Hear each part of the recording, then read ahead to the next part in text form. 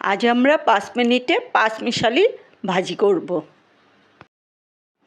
এখানে আছে বেগুন, আলু, কুমড়ো, করলা, পটল, পেঁয়াজ, কাঁচামরিচ। আমরা প্রথমে করলাটা ভাজবো। আর একটু লবণ।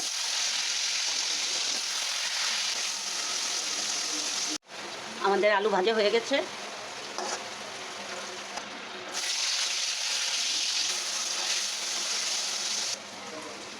আমাদের করলা ভাজাও হয়ে গেছে।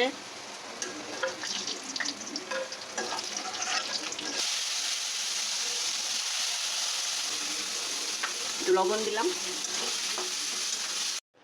এই যে আমাদের সবগুলি ভাজা শেষ।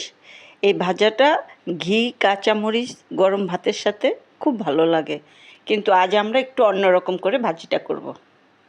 এখন আমরা এই যে শুকনো মরিচ আর এই যে কাঁচামরিচটা দেব।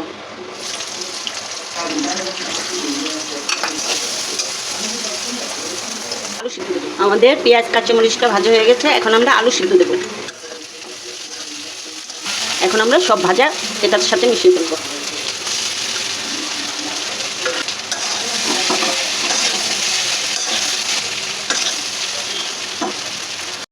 আমাদের ভাজা শেষ।